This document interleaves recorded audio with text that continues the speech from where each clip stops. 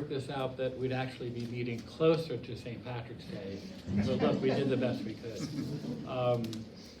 I discovered Claire Keegan, who has been writing short fiction for well more than a decade, when one of my book group friends gave me as a Christmas present the novel Foster, with a note that just said, "Merry Christmas, read this now." And I did. And it helped that it's short and powerful. And within a few weeks, I had bought more than a dozen copies for friends and people, blood relatives and in-law relatives of mine. And then got small things like these, the later book, more recent book. And I am partly not serious when I say future classics. I just mean really good books. I've explained this before. These two books are future classics. They are remarkable works of art, I think, and the more so because they are so powerfully compact. They would be classified as novellas. Neither one of them is more than 25,000 words, and usually a novella is between about 18 and 40,000 words. Shorter than 18 is a short story. And if you want to compare, a short novel like The Great Gatsby is itself 40 or 45,000 words. These are in 25,000 words. We're going to talk about small things like these first, because that's how I want to do it. And I'm the one on film, so here we go, video. It is the later book. It was published in 2021, and it won the Orwell Prize for Political Fiction. That is given for British fiction, including Irish fiction, that has a political dimension. Obviously, this is a book that is a broader scope than Foster, if you've read them both. It was also shortlisted for the Booker Prize. You would know on the cover, if your eyes are good, that the word shortlisted is in very fine print below the Booker Prize. But her two collections that preceded these two books of short stories are also very good. She has only written, as far as I know, short fiction. Born in 1968, partly educated in America, but living still in the Irish countryside. And I thought I'd begin inviting you to talk about small things like these by asking you this question. If you've read the book, you know what the story is.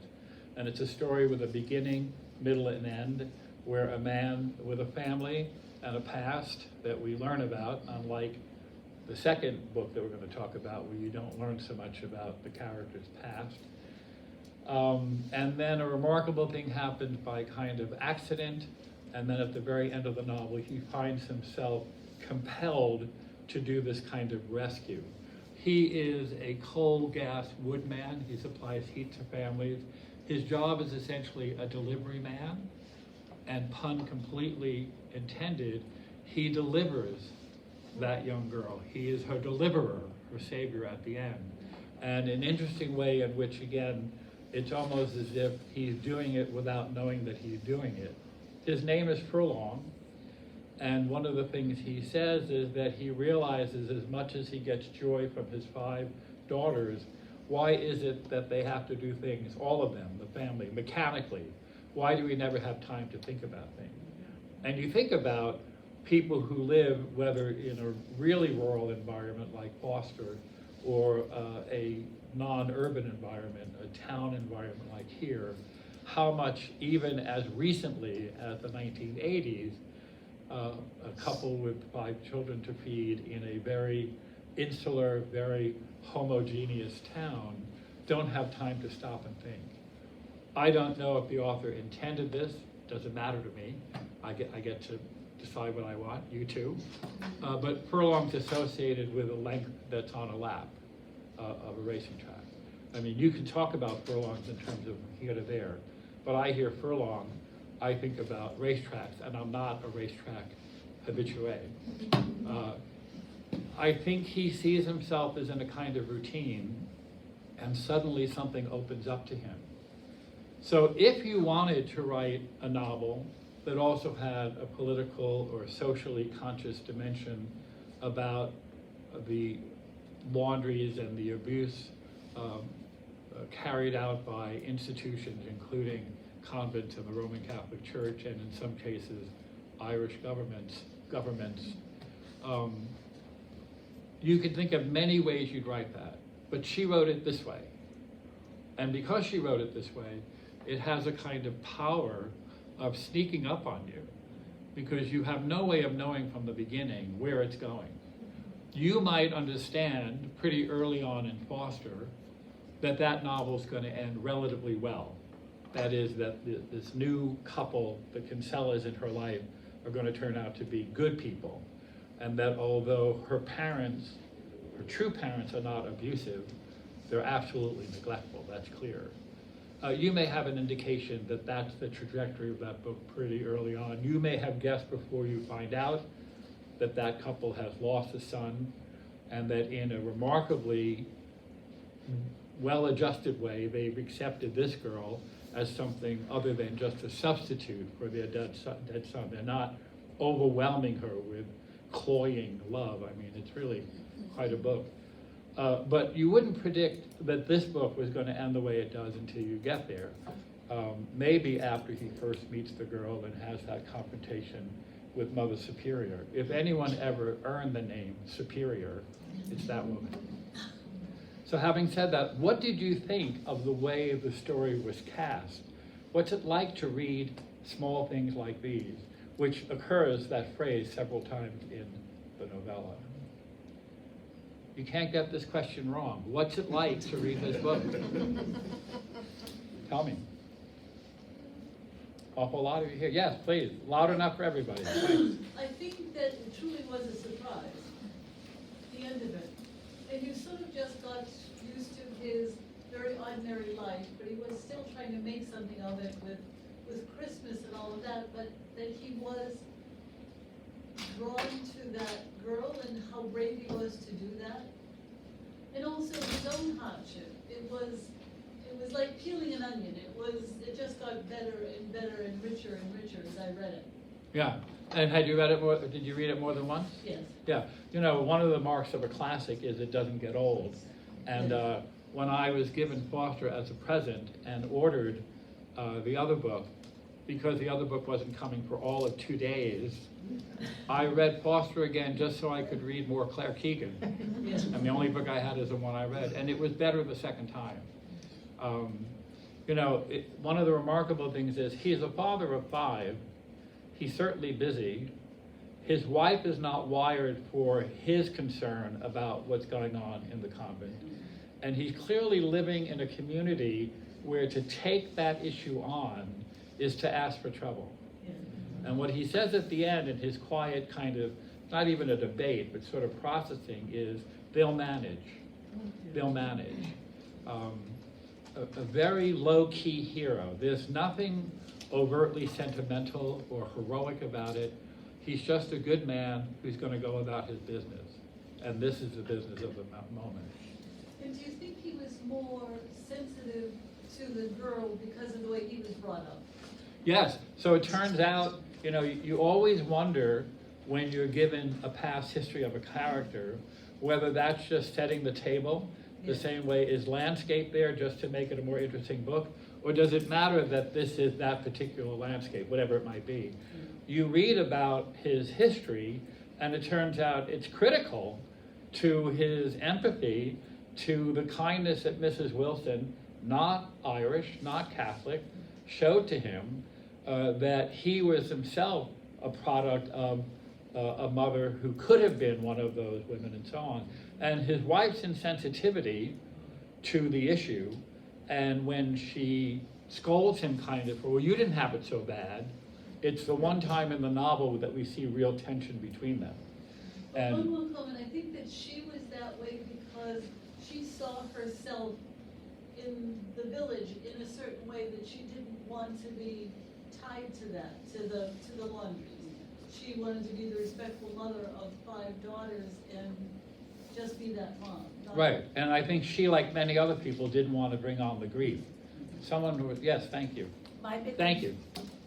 My big concern was what would really happen to him afterwards. he said people will adjust, but I wonder what would happen to his marriage and what would happen to him in the community. And to his Yeah, business. you wonder as a reader of the fiction what actually would happen afterward. Right. Do you not just wonder but imagine and actually have a scenario? Well, I thought that he would pay a heavy price. Yeah, and I think he knows it, although he thinks he'll manage. And obviously, this kind of thing comes to light when there are enough people who are willing to try to manage the grief about it. Again, in terms of the delicacy of the novella, I think she does a very good job of showing just how difficult Mother Superior is, how she is in charge, in command of the power. They clean the girl up to a point and she's not able to speak anymore because she's been lessened off camera. And he gets that. It's clear that he'd be swimming against the tide even of his little town. And there's no suggestion that there's any cover from anybody. It doesn't look like he has any ally that we recognize in the landscape. But it's not an intellectual decision. Yes? That's what struck me was the expression, all politics is local. Yeah. Because when Mother Superior is basically offering him a bribe, to keep his mouth shut. Absolutely. Not offering, she gives it. Correct. Yeah.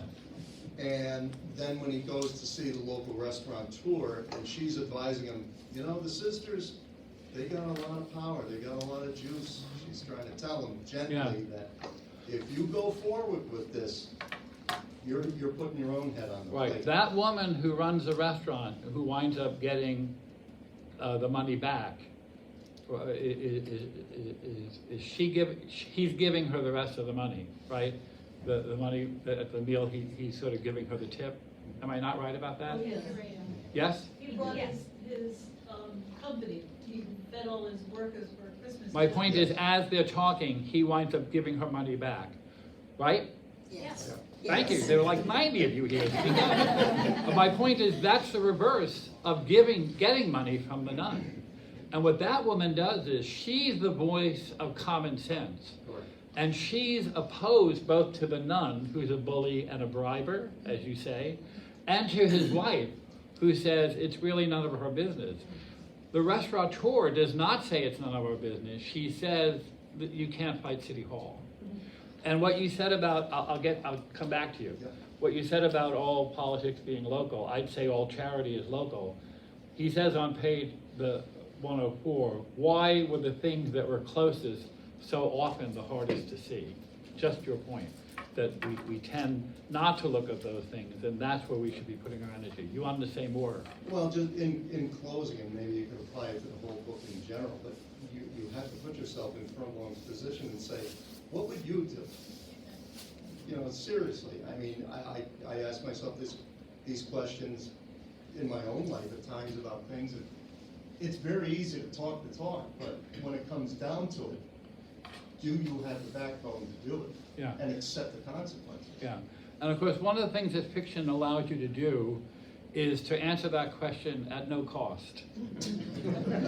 If I were there in the antebellum South, I would have stuck up for the slaves. I would have, I'll get you in a moment, I would have done the right thing. I don't say that to mock anybody, it's a natural human thing.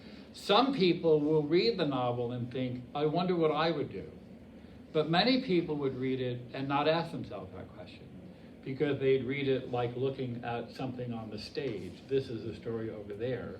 But I do think the way the novel's written and the clarity and economy of the prose, I mean, there are so many places in both books where if you had a pen, you'd be marking constantly things that are well expressed or little pieces of wisdom. The person who feels the pain of what's going on will ask the question, what would I do? And in some ways, for me, as a teacher of reading, I care more that the person asks the question, how they answer it. Yes?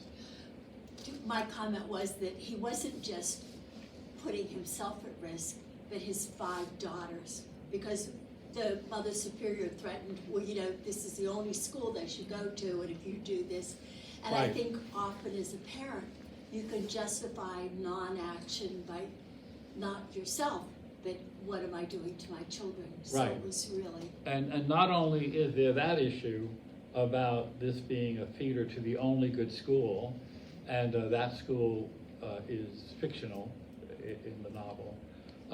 But think about the shame and tension and cloud the family would be under every day. I mean, imagine going into a shop where, one of the things about Irish Catholicism, as it's expressed in a lot of literature, is that it's so, such a hegemony of control. When we find out that Ned tells him that story, that for a time he was stealing hay from Mrs. Wilson to give it to that poor man, and then one day he was confronted by a demon on the road, remember? Some unnatural, ugly thing, and he stopped doing it, and he regrets that he did it. What's the point of that story? I'm going to be asking other questions throughout the evening. Please prepare yourself. What's the point of that story? It seems like a throwaway. We know that Ned's involved in the story because he was Mrs. Wilson's handyman. We know that there's some question about whether or not he was actually the man who impregnated Bill Furlong's mother. But that's a story that is dropped in the middle, and you'd say it's one thing if he decided one day, I have to stop doing this. I'm stealing. Mrs. Wilson's a good woman. I want to be a good person. What's the point of his seeing something demonic, blocking his way on the road, and then thinking better of what he's doing? Did it occur to you to ask yourself that question? What is it doing? Yes? I think it speaks to the Irish belief in spirits and demons and all of their cultural folklore. Yeah. Content. And it's still prevalent. Yes. It's This still is very 1980. prevalent. This is 1985. And they will talk about things like that. Right. So I think that's exactly right, and thank you for that. To extend that, a little digression. Hamlet has a very rich interior life. And so he thinks in terms of to be or not to be, and he debates. He doesn't need any external prompting. Macbeth, who also has decided to kill a king. Remember, that's what Hamlet Sr. asked Hamlet Jr. to do. Kill King Claudius, you have to kill a king. And he doesn't want to, but he does, but he doesn't, and so on. Macbeth is not an intellectual. He doesn't have an interior life. He is a warrior. And so his prompting has to come from outside. So when he thinks about whether or not he should kill Duncan, remember, the witches say, you're going to be king of Scotland. And what does he do? Does he go home and say, honey, make the macaroni and cheese? We just have to wait. No, he decides he's going to kill the king of Scotland because that's his nature. He's bloody. He's a bloody man. But he says, is this a dagger that I see before me? That is, because he doesn't have an interior life, he doesn't access his conscience the way that I like to think all of us would, by looking into our heart. He needs a PowerPoint. He needs an externalization of his own guilt, of his own ambition, to say, look, that dagger is inviting me to kill the king. It's himself, but that's not how he thinks of it. Ned doesn't say to Bill, I looked into my heart and I realized I was wrong. He's a simple man. So in his Irish Catholicism, I'm not running anybody down, he imagines his guilt, his conscience, as a demon in the road. It just shows you the power of the hegemony of that religious feeling in 1985. And that's only stealing hay. What about screwing with the Roman Catholic Church? What are you likely to face then if the simple people who are actually good, Ned's a good guy, he decides to do the right thing and stop stealing. He's stealing not for himself, but out of charity for somebody else. I think that story's in there to say to us, look how deeply embedded this supernaturalism is, not just the natural political structure of the role of the church in Irish society and politics. Other comments? Oh yes, please. If I don't see your hand, just call out. Yell Begorra, and I'll perk right up. It seems to me, being Irish Catholic, that the power of the nuns was always more than the priests. And the Mother Superior, more than a priest who might have had a little more forgiveness, was so intense that he was afraid of her. It's as if he'd been schooled by her, and his children were schooled by her, and she was the Word of God. More than just being Mother Superior, she was the real epitome of what the church was. And the laws were. So in realistic terms, many more nuns than priests. Many more nuns than priests.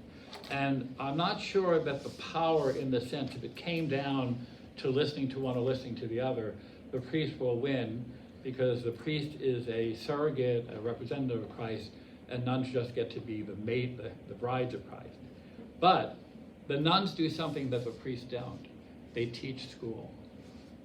That's why in a play like Wit, the priests are irrelevant. The nuns run the shop.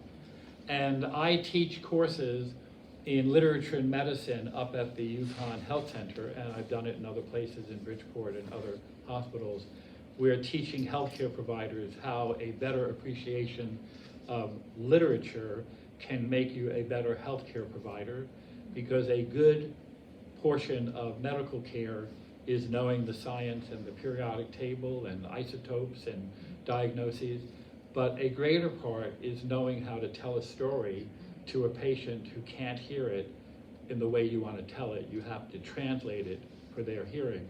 When you ask somebody how they feel, what they tell you is not statistics, they tell a story. When you ask somebody what the pain is like, you're asking them to make a comparison. Even when they talk about the size of tumors, they talk about grapefruits and golf balls and so on. The reason I say this is that the nuns get to train the girls, in this case, or boys and girls, in how they are to comport themselves. And they have much more control over the mindset of young people than the priests do. So teaching this course at UConn, I did one unit on wit, which has nothing to do with healthcare. I had people in the group, men and women, nurses, nurse practitioners, psychiatrists, medical students, retired doctors, active doctors, not so many active doctors, they're too busy for a lit class once a month, but there it is. And when they asked me why we were doing such a book, I said, no one sees an application here to doctors and nurses who even today are more likely to be male doctors and more likely to be female nurses, even today. And this was some 6 or 8 years ago. And they got it because the doctor is in charge of the case, but the nurse is there more often. And a lot of people who pass in the middle of the night pass when the nurse is there and not the doctor. I don't mean the nurses are killing them. I don't even mean that as a half joke. What I mean is the nurses are there all the time, including when patients pass, including when visiting family members say, is it all right? I know I'm not supposed to stay overnight, but can I stay overnight? Including when they come into a room and see a husband in bed with his wife who's dying and says nothing and closes the door to let them have privacy. It's not to say a doctor wouldn't do that, but they don't have that access. It's the same kind of thing. And in the novel, of course, there's Mrs. Wilson as an example of a mother. There is his own wife as an example of a mother. There's the restaurateur as an example of a woman who knows which way is up. There's the Mother Superior. And then there's this poor girl who has given birth to a baby and wants to know where they put it. You know, the case is going on now of the wife of the man who was convicted of murdering his 8-year-old son in New York City by having him sleep overnight in an unheated garage on a concrete floor. And she is being charged with accessory. And her defense is that although she was guilty of mistreating the boy, it wasn't her son, and her lawyer saying she had nothing to do with his actual death. But she was there. Anyway, thank you for that. Other things to say about the novel? Small things like this? Yes? Well, it's interesting to me that it's a whole world of women. Every character, other than the central character, is female, and of course the author is female. and the author has to put herself inside the head of the one male character in the whole story. It's quite a challenge for the author. Yeah, yeah. John Updike, whose novels I can take or leave, but whose essays and book reviews and criticism I think is brilliant, said once famously, and I have this quotation in my office, "If life's a forest, women are the trees." It's the women who are the keepers of memory. It's the women who knows where their husbands' ancestors are buried. It's the women who I'm not saying this is a good thing. It's the women who keep track of your grandmother's anniversary, and on and on and on. That gender role complement or assignment may not be a good thing, but it's a reality, and it certainly has been a reality for a long time. Certainly back in the 1980s in Ireland, that there's something about the practicality and forcefulness of Mother Superior. The two novels have something in common that always strike me when I read more than one book by an author close together. It almost always happens that there's a similar sentiment. One of the things that he says about women and his daughters, this is on page 24. You don't have to follow along, but if you doubt me, it's there. They could be, this is the bottom of the page, they could be like young witches sometimes, his daughters, with their black hair and sharp eyes. It was easy to understand why women feared men with their physical strength and lust and social powers, but women with their canny intuitions were so much deeper. They could predict what was to come long before it came, dream it overnight, and read your mind. They could predict what was to come long before it came. In Foster,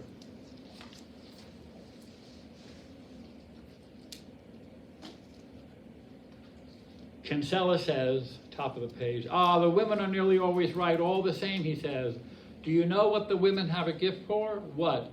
Eventualities.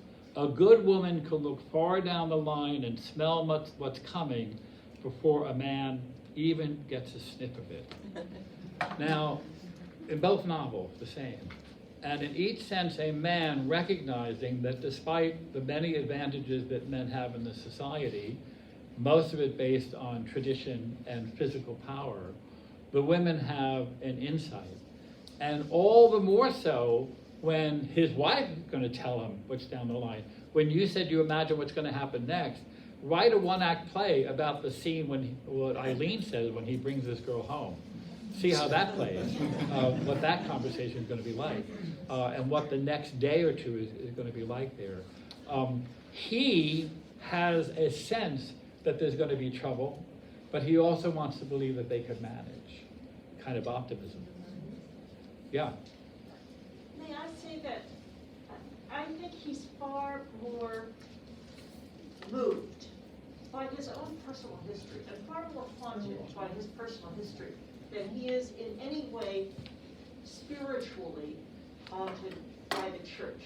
Mother Superior certainly is a force to be reckoned with, and her treatment of those girls is hideous, but I don't think that's what moves him as much as being haunted by his own story and trying to solve the Are you saying that because you think I feel differently? No. Oh.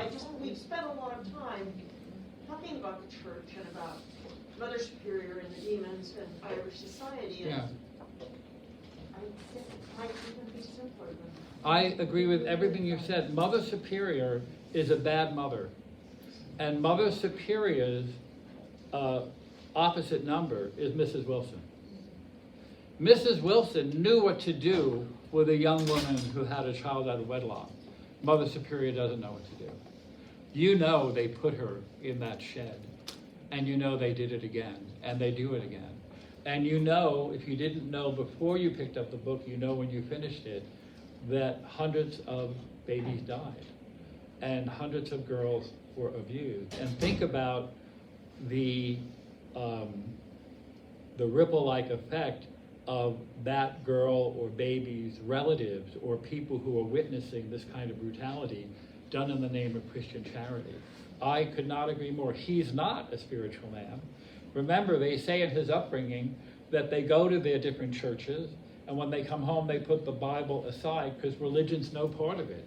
One of the advantages he has over people like Ned and maybe a lot of people in the village is he's not hidebound by religion. James Joyce, and this very Sunday in Rye, New York, I'm going to be talking to the group about Dubliners. James Joyce believed that three of the things that kept the Irish nation from being a great country in Europe, why was Dublin not one of the great European capitals? He said the three things are we're bound by our language being not our own, by the English language and not our own language. Someone asked him, why did you write in Gaelic? By the way, Foster has been made into a movie in Gaelic called The Quiet Girl that has been nominated for this weekend's Academy Award for Best International Film. The first time a movie in Irish has been so nominated. One thing he said is that we can't use our own language. Another is that we are crippled by our Roman Catholicism sense that the body is sinful and that we have to be cowering before an angry God. And there's a third one that'll come to me later. There's a third thing that we're going to combine. But he thought that the problem, the mindset of politics that Irish is good, English is bad, the color of your coat may tell somebody whether you're a sympathizer. You just can't be. Everything means something in the Irish sectarianism. So the sectarianism is against life, the use of the constraints of language of our oppressor, and the fact that sexuality is demonized by the church, and so you can't have a full experience of normal humanity. That's it. And he would understand exactly what this is about, this demonization of the women. What happens to the men who are impregnating these girls? They don't show. Woman Warrior, a wonderful collection of short stories by Maxine Hong Kingston, begins with a story called No Name Woman.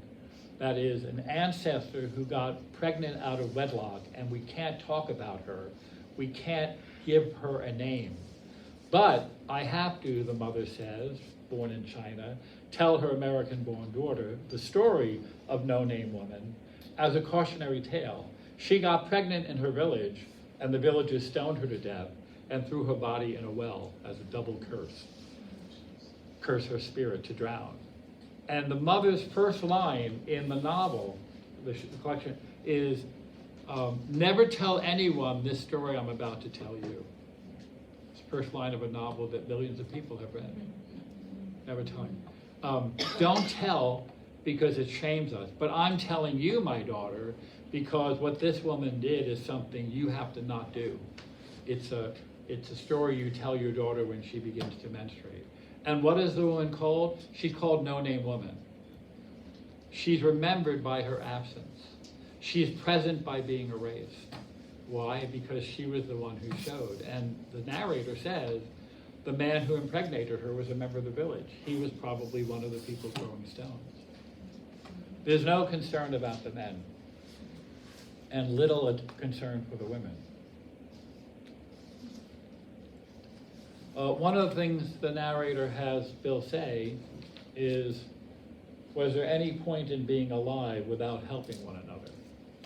Because, as you were saying, he has imprinted on him that the kindness of a stranger was responsible for him being the person that he is. And by the standards of the day, he's quite successful. He employs a good number of men, and it may be true the truck needs to be replaced sometimes. It says in the novel that he was becoming a person of doorways. Did anyone remember that passage? I can find it for you. A person of doorways. Not a good thing to be a person of doorways unless you go in.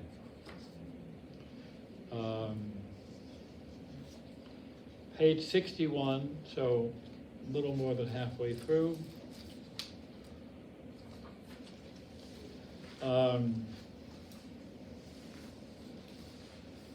So I'm gonna start reading from about 2/3 down on page 60. He could not say which he rather, the sight of town or its reflection on the water. Both novels are filled with mirrors, real or metaphorical mirrors. So many things had a way of looking finer when they were not so close. He could not say which he rather, the sight of town or its reflection on the water. Somewhere, voices were singing Adeste Fideles. Most likely they were the boarders at St. Margaret's next door, but surely those girls had gone home. The day after tomorrow was Christmas Eve. It must have been the girls in the training school, or was it the nuns themselves practicing before early Mass? For a time he stood listening and looking down at the town, at the smoke starting up from the chimneys and the small diminishing stars in the sky. One of the brightest fell while he was standing there, leaving a streak like a chalk mark on a board for just a second before it vanished. Another seemed to burn out and slowly fade. When he let down the tailboard of the truck and went to open the coal house door, the bolt was stiff with frost. He had to ask himself, this is just before he finds the girl, he had to ask himself if he had not turned into a man consigned to doorways, or did he not spend the best part of his life standing outside of one or another, waiting for them to be opened? Because he's a delivery man. Then, at the bottom of that page, 61, he finds the girl cowering in the cold. And without realizing it, he's been asked to step inside. He goes inside, that's his instinct, puts his coat on her, and now he is no longer a man of doorways. He has entered in. And such a light poetical touch that he's found himself a man of doorways, because he's a delivery man. Here you go, right? The Amazon trucks, you've seen them, I'm sure. They're everywhere all the time. Those delivery people are people of doorways. I'm not criticizing, that's their job. Metaphorically, being a delivery person gets extended to sometimes you have to go in, sometimes you have to step up. And again, a delicate touch. I'm not a writer of fiction, you should all be grateful. I think I can teach how to read it. I would be too heavy-handed. If I wanted to write a story that exposed what was going on, oh man, I would be so anti-political and insistent. I would not be here with a future classic of my own, you can be sure. I want to turn, yes, I'm going to let you have the last word on this book. I had an odd thought when I got finished reading the book, and we brought a girl who was obviously fallen to the house where the people in the town might suspect that he had something to do with that particular girl being, having given birth, that it might be his fault, given the way small I'm sure there were tongues wagging. Remember, he says that he encounters a few people, and not one of them talks to the girl who's standing barefoot Christmas season in the snow. As he holds shoes. Sorry? As he holds shoes. Right. That was so curious Right, to me. the shoes for his wife, Yeah. right, the special present. So I'm turning to Foster now. I prefer Foster. The good news is it doesn't matter what I prefer, but it's why I'm doing it last. It's the book I care about more. I think Small Things Like These has more reverberations, and that Foster is a more intimate, a quieter story. One reason I like it better is its first-person narration. And if you didn't notice that, you should, especially if you've been here a lot, because one of the most important things about a novel is from whose point of view is it being told. It's the young girl who's telling the story. She's unnamed. She's named in the movie. She's unnamed here. And I think we can understand from the quality of her language that this is being recollected at some later date. She's clearly, in her sensibility, older than the pre-adolescent 9 or 10-year-old girl that she is in the story. But this story also has a lot of references to mirrors. Again, real or imagined, to doubles. So when she's driving with her father to be delivered, It says, I picture myself lying in a bedroom with other girls. Well, picturing yourself is a kind of double. In the yard, tall, shiny panes reflect our coming, the yard of the new house. She sees her coming in the mirror of the house. I'll stop soon. When she looks at my clothes, when the new foster mother, temporary, looks at her clothes, I see my thin cotton dress, my dusty sandals through her eyes. She sees herself in the mirror of the woman. And then one more of what is really dozens. Dozens.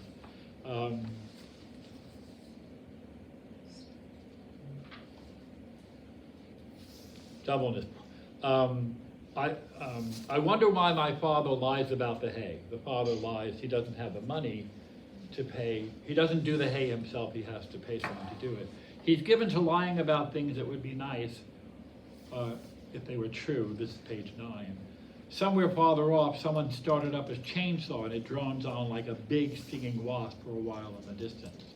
I wish I was out there working, as I'm unused to sitting still. You can imagine this girl, one of X number of children in a working farm, never sitting still, and do not know what to do with my hands.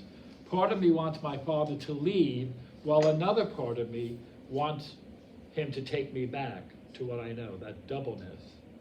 I am in a spot where I can neither be what I always am, nor turn into what I could be.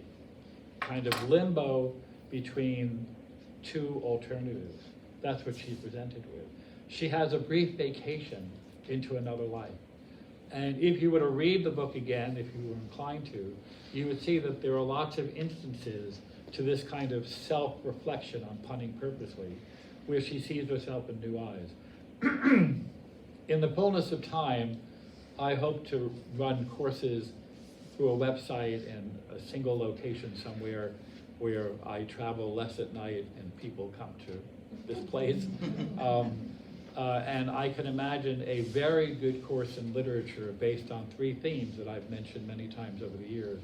One is doubles, in the sense of doubling or mirrors. One is secrets. Remember, no secrets, no shame here. And the other is ghosts, in the broadest sense of the presence of an absence. Not necessarily a ghost, just something. The boy is a ghost in this story. His presence is felt in the room. The girl just doesn't know it yet. And doubles are everywhere in literature. And of course, a big part of secrecy is we don't know how it's going to turn out. But there's also the secrecy of they're not sharing that their son has died. They're not being shamed about it. It's just not something they're talking about to someone they don't know that well. The secrecy, of course, in small things like these, that children are being abused up at the convent and so on. So, what I like about Foster better, and again, you don't have to choose. When I taught full-time, students would say to me, Professor Schenker, what's your favorite Shakespeare play? I said, what are they going to do with the rest? It's not like Fahrenheit 451. Pick one, we're burning the others. I like them all. How's that? I like almost all of them. I like a good number of them. I do like the first-person narration. I think it makes a more intimate story. Again, I like that we have both books. And I do think that there is a real poignancy at the end when there's also another mirror. I'm skipping to the end only because it's what we all remember when we think of the book. We'll talk about more things. When I finally open my eyes, she's run after Kinsella, who's leaving, and look over his shoulder. It's my father I see coming along strong and steady, his walking stick in his hand. I hold on as though I'll drown if I let go. And of course, near drowning is a feature of the book. And listen to the woman who seems in her throat to be taking it in turn, sobbing and crying, as though she is crying not for one now, but for two. There's a doubleness again. That is Mrs. Kinsella having to leave her. I daren't keep my eyes open, and yet I do, staring up past the lane, past Kinsella's shoulder, seeing what he can't. If some part of me wants with all my heart to get down and tell the woman who has minded me so well that I will never, ever tell something deeper keep me in Kinsella's arms, holding on. Remember, she tells us her father has never once held her hand. Daddy, I warn him. I call him Daddy. No, Daddy, I warn him. I call him Daddy. So she's saying Daddy to Kinsella, the person she's warning. But she's making it seem as if what she's warning him of is Daddy. There's a Daddy at the beginning of that sentence. There's a Daddy at the end of that sentence. It's not the same Daddy. Doubleness. Mirrors don't repeat, they reverse. Those two men are opposite. I part my hair on the left.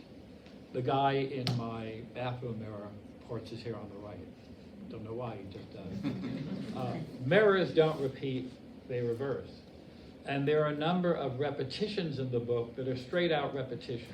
This happens and then it happens again. But there are a number of reversals, like her feeling that there's trouble coming when she wets the bed, and the foster mother brilliantly diverting that by having it seem a different problem, wet mattresses, and gives her the biscuits to help with her problem and her digestion, and just a very modest, moving, quiet book, just remarkably quiet in the best sense. And I can understand why they call the movie The Quiet Girl. Yes? When you talked about her reflection, the way she saw herself in her mother's, in Mrs. In the foster mother, yeah, in the Kinsella. foster mother's eyes. I think that was her sort of walking a tightrope, knowing what her life was and afraid to hope for what it could be. Yes, she says as much when she says, I feel like I'm caught between the life part of me wants to go back to, and part of me hopes I will become. And of course, that's part of the challenge of education, right? When someone who is used to an old life is invited into a new life, there's this sense, am I going to become unfaithful to my own past, to my parents? You know, a quite serious issue that when people from impoverished backgrounds, children of parents who've never been to college, maybe haven't finished high school, come to an institution, whether Yale or elsewhere, some part of them worries, when I go back, is there going to be a tension between the person I'm becoming and the person I was? Do I still fit? Sorry? Do I still fit? Yeah, it's a, will I be seen differently? Will I act differently? It's a legitimate concern of some people, and you don't have to be dirt poor, and it's not about a particular demographic. It's mainly whether the people you're going home to have had themselves an experience of higher education often. So, yes, I don't remember which one you said was written first. Foster was written back in 2010. It started in 2009 as a New Yorker story. It was expanded into an ebook in 2010. It won some awards.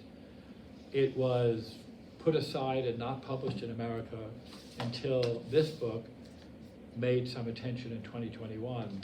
And they decided in the fall of 2022 to get some of this credit for this book, and they published this in America for the first time. And it jumped off the shelves, not just because of me. I wonder because I feel the author's anger at the institution of the church and at the total carelessness and unkindness of the parents. So the generality of her anger in the first toward the nuns in the church. Yeah. And the specificity of it toward the uncaring, unnurturing, unprotective parents. Right. Who do not foster. In the Exactly second. right. That's what I meant by saying it's a more intimate book. That's why you get to know this child in the way you didn't get to know the girl in the other book. The girl in the other book is just a prop. It's not a criticism of the book. Bill Furlong is the center of attention. The girl is somebody to react to, like Oliver Twist. If you read Oliver Twist, Dickens' first real novel, Oliver is just there to be saved. He has no personality. He was born in a workhouse of a Cockney mother. His English is perfect. And the reason he's perfect is he's going to be saved. And Dickens isn't a good enough writer to realize that's a non sequitur.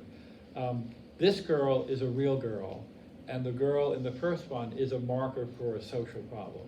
But Bill Furlong is not a prop or a marker. He's a real human being with a backstory, an interior life, and courage to do the right thing, even though many people think it's the wrong thing that he's doing. So do you feel the anger? I feel more of the anger toward what's happening in Foster. Do you feel that more? No, You don't? I feel a generous understanding of thank God for good people. Bill Furlong says there are still good people. And I think that the father, the actual birth father, is a villain. And you see lots of examples of his being rude and brutal. The rhubarb falls and neither he nor his sister-in-law will stoop to pick it up, and Bill Kinsella picks it up. Bill Kinsella has the same DNA, not Bill. Kinsella has the same, John Kinsella has the same DNA as Bill Furlong. No, he's a mensch. He's a father, even if he no longer has a child. The villain is the other father. But I don't think there's a lot of anger expressed by Claire Keegan about the wickedness of the father. I think she's involved with the suffusion of charity and joy of these foster parents who do what foster parents are supposed to do. They foster. There's no fostering in the convent. There's no fostering. That's what I think. But we all see what we see. I'm not saying it's not there, yes. Just loud enough for the groom side. There was a section in here, and it was the foster father talking to the young girl, and he said, and it ended that he said, "You never have to say it." And I thought, my interpretation was, in the end, when she said, "Daddy," that was the answer to the question that the man the foster father asked. I don't know how it's been a little while since I've read this, but in my mind, that's what my interpretation was, and I can't even remember what that conversation was. He was asking her questions, and she wasn't answering the questions. Right. She's been grilled by the nosy next door neighbor after the wake when they make the mistake of sending her home with Mildred. And Mildred questions her and she answers honestly. And then when she gets to the house and Kinsella comes in to rescue her, her mother asks her a question, the foster mother asks her a question, and she's confounded. And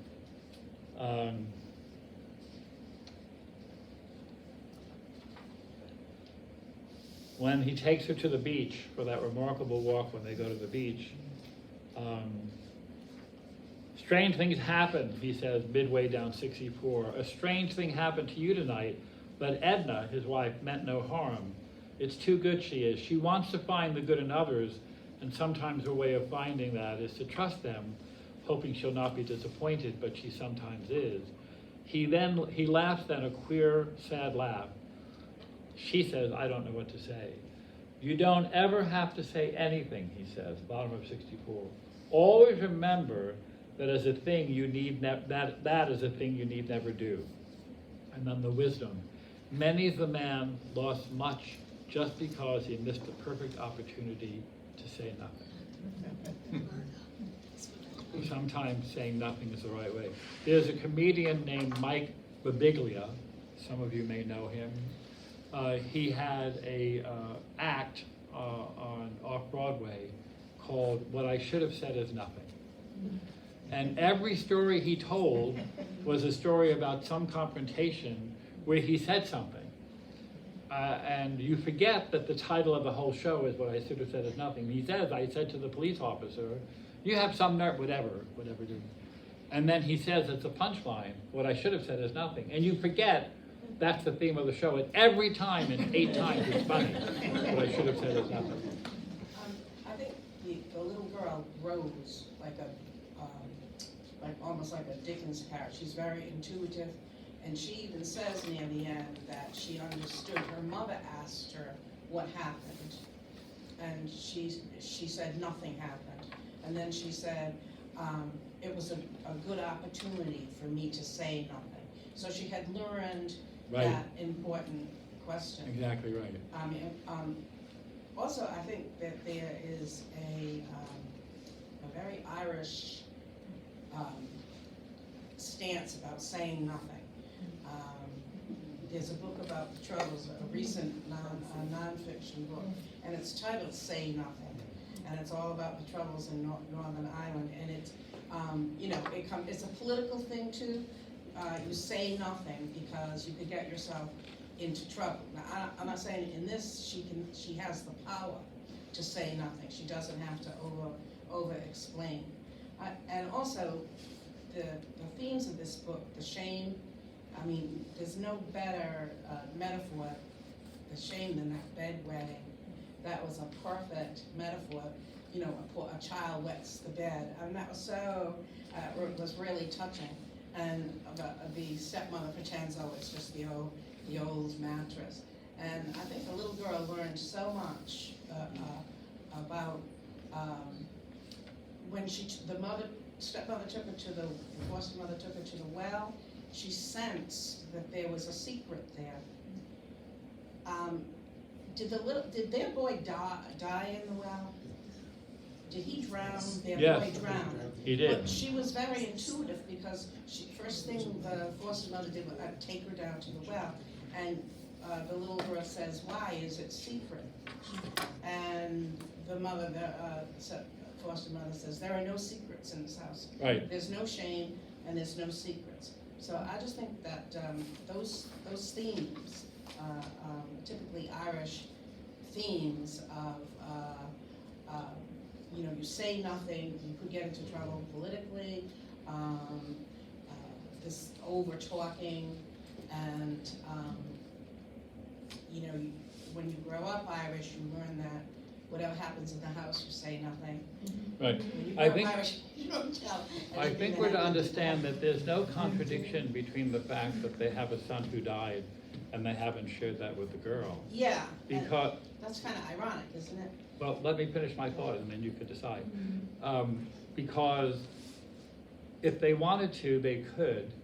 If they were obsessed with their absent son, these people are very well adjusted. If they were overdoing their concern for this girl and dressing her like a boy or talking constantly about young Patrick, whatever, instead they just take it in stride. And I think we're to understand they're not keeping it a secret. It's not yet her business. And there's a difference between keeping a secret and being confidential. There are plenty of things about me that I know you're dying to know. You don't hear about them, not because I'm keeping them a secret. I have my life and you have yours. I don't think it's ironic. I think it's another example of you're not obligated to tell people what's going on with you. In contrast to his wisdom, that there's many a man who would be better off saying nothing. Very early in the novel, page 4, when the two men don't know how to talk to each other, it says at the bottom of page 4, they stand, her father and John Kinsella, looking out over a yard for a moment, and then they're talking rain. How little rain there is, how the fields need rain, how the priest in Kilmuckridge prayed for rain that very morning, how a summer like it was never before been known. There's a pause during which my father spits, and then the conversation turns to the price of cattle, the EEC, butter mountains, the cost of lime and sheep dip. It is something I am used to, this way men have of not talking. That's not what John Kinsella is talking about. This is men not having the emotional maturity, not being close enough to each other to do anything other than shoot the breeze. They like to kick a divot out of the grass with a boot heel, to slap the roof of a car before it takes off. Okay. Right? How many women have you ever seen do that? Okay, Betty Ann, safe travels. It's not a woman's thing. Like women asking for directions and men saying, we can get there without any help. To spit, to sit with their legs wide apart as though they do not care. This is a girl's insight. Now, I don't believe that's the insight of a 9 or 10-year-old. This is a woman who is older now looking back.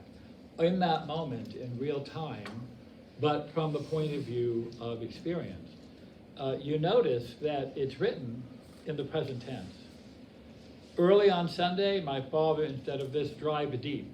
The entire novella is written in the present tense. That's not the usual tense of narrative fiction. Usually we're told things in what's called the historical present. Anna Karenina came down the stairs. Came down when? Right now. But that's how novels get written.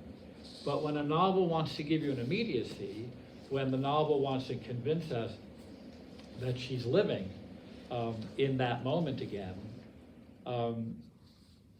it's written in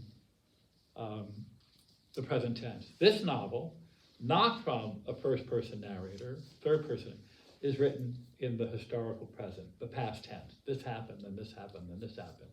We don't think of it as happened other than when it's happening. It's a convention of fiction. But this has the immediacy of the present tense. And a number of novels in the 20th century, and now the 21st, have used that shift and device to make something be more accessible, more immediate. Other comments? Yes, please, speak up. You were blocked by this contraption, sorry. I can watch you on the screen as much as parts of your living body. I had the sense that the author allowed some understanding for the father and their wife and The foster parents? No. The real parents? Father, yeah. Because they had a very large family. Yes. And therefore couldn't afford a lot of stuff and were kind of, I think, if I remember right, he may have gambled away. Did he gamble away? He did. Yeah. A cow or something. And so I thought, by contrast, the foster family had no children, or no living children at the moment, and therefore could afford, they were more successful, if you will, and they could afford more things. Actually, pretty quickly, the mother pretty quickly bought additional clothing Yes. for the daughter. He's also a more successful farmer. Right. Because he's hardworking. And one of the things that the girl learns there is there's always work to be done.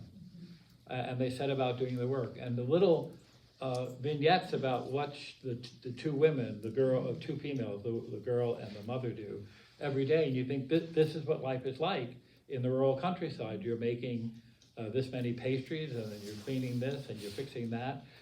He also, unlike the father, the real father, he also is invested in his community. He's constantly doing things for other people, whether it's digging a grave or being called to help, and reminds his wife, you have to cover the field because I'm going to help so-and-so.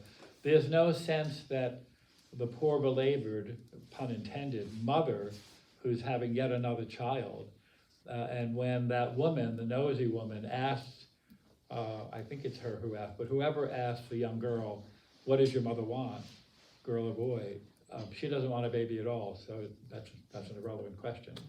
And you can imagine the lives of such women who can't have birth control because it's illegal, sinful and illegal, and are just turning out babies as they get pregnant, and having no resources to care for them. You can have babies without being a mother. Yeah. Did you think maybe that her parents were doing her a favor? Could you talk louder? Do you think that the real parents were maybe doing the daughter a favor? What do you think? Are the parents, I don't think we can count the father in anything, so let's say the mother, because it's her sister. Yeah. So do you think the mother recognizes something in this young girl and gives her this opportunity, let's say, why they're getting rid of her for the summer? Do you think that's a kind of hidden kindness? That's your question, right? Yeah. It's a fair question. Anyone haven't? Yeah. I think she's, it's self-serving that she wants to take the pressure off because she's got all these kids. And also, she has a motherly instinct that's spread out amongst many kids, and her life is terrible. Yeah. And maybe she could have a shot at a little bit of happiness, and I think it was probably a combination. Wait, you mean the mother has a sense of that about this child? To the foster. This is a child who could most benefit from this vacation, as it were? Yeah. Yeah, okay, so a kind of yes to that question. Quick point, it reminded me too of the tense of the beginning of Harper Lee's Kill Mockingbird, Yes. where Scout is talking as a woman grown up at what was going through her life, Right. the opening scenes, and I really enjoyed that perspective. Yes, right, a kind of double vision, because the memoir is the I as I'm living that, and the I as I'm thinking about living it. One of the reasons why Angela's Ashes was so powerful and such a runaway phenomenon when it came out, you would have thought no one ever wrote a memoir, was that he manages always to be in the past. There's only one point in that entire novel where he tells you, looking back now, as a successful writer in America, I remember everywhere, if he's talking about being 9 and wet and waiting for his drunken father to come home, he's in that moment. I'd like to know, does anyone else have a comment about, do you think, her question? Yeah. Yeah, please. Yeah, absolutely not. I think that the little girl arrives filthy. The first thing that happens is she's bathed. She has not been cared for, she's not been loved. They're disparaging, the parents are disparaging about her to the foster parents. Well, maybe she'll do some work and help you. I got the feeling that they didn't care about her, and probably not any of their other children at all. But why her then?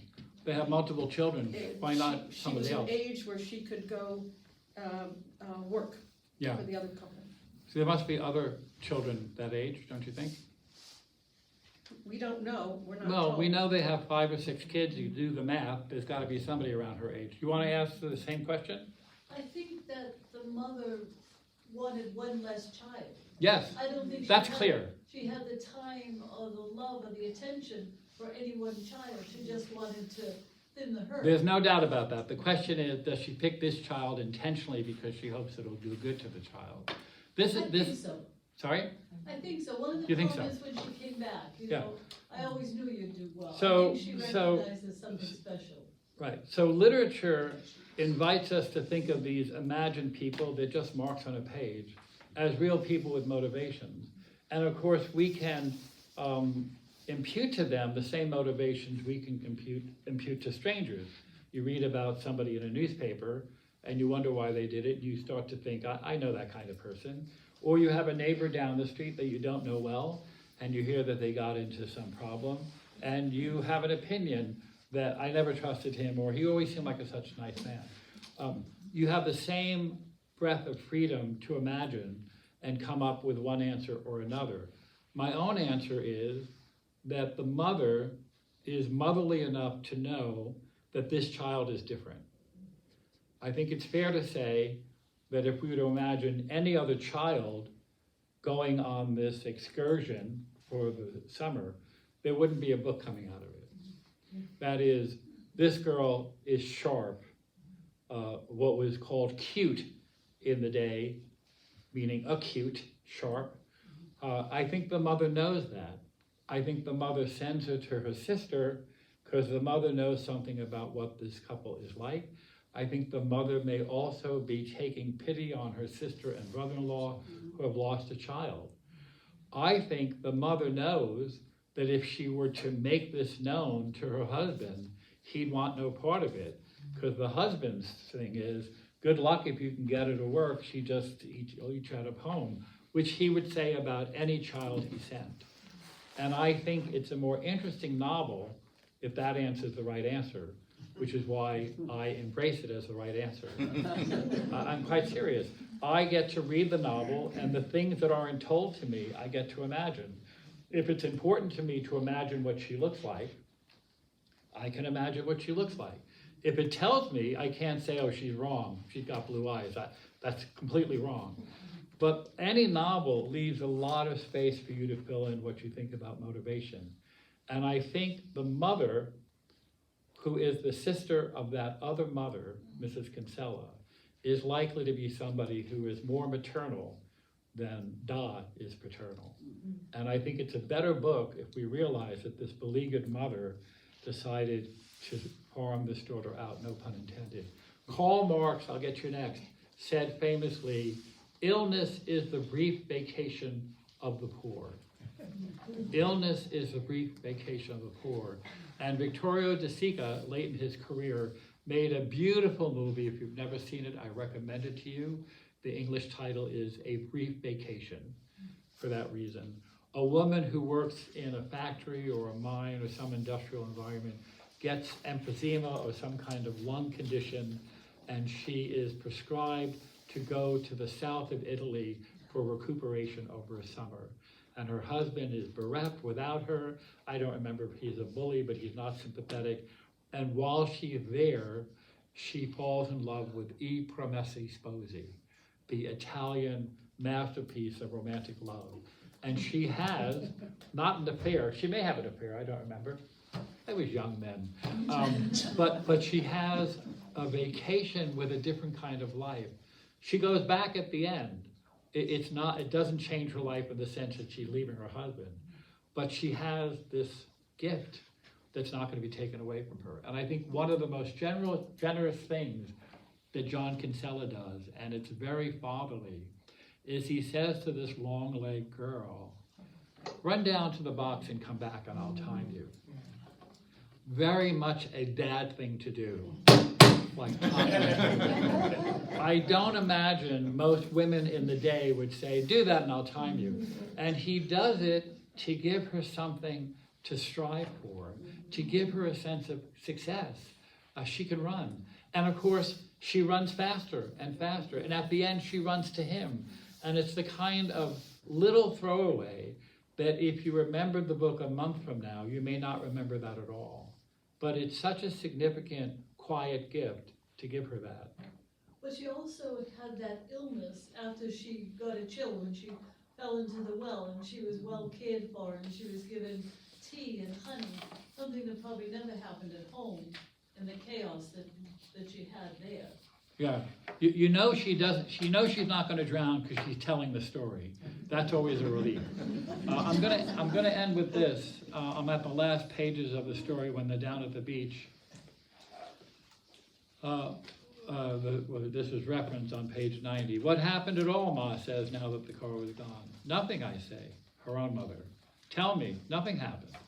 This is my mother I'm speaking to. That is, I'm lying to my mother. But I've learned enough, grown enough to know what happened is not something I need ever mention. It's the perfect opportunity to say nothing. That's like her graduation, right?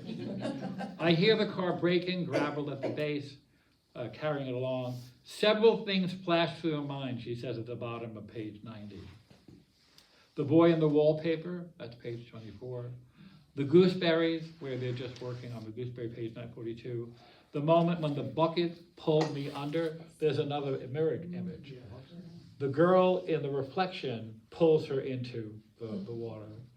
The lost heifer, that's on page 50. The mattress weeping.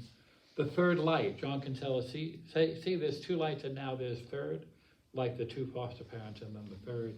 I think of my summer of now, mostly of now, and then the running to the true daddy, warning him of the other daddy. Just breathtakingly good novels.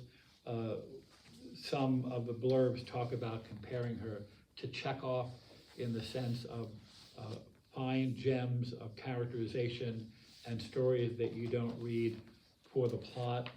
I think the understanding is that something will come of this summer, that they're not going to adopt her, but this will not be the last time she sees them.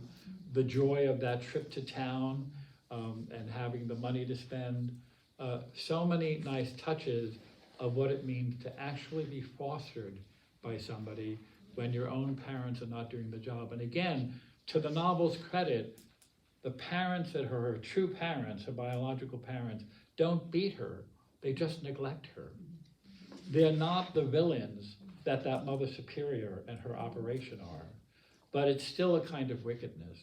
So I think we're off to a good start. I want to say that This Is Happiness is a completely different kind of novel, a full-length novel, and we'll spend some more time with Irish culture. I was in elementary school in the 1950s and 60s in Queens with nuns, with Dominican nuns, some of whom were Irish, and I discovered they were Irish when John F. Kennedy became President of the United States. Oh, my Lord, the celebration that an Irish Catholic was President of the United States.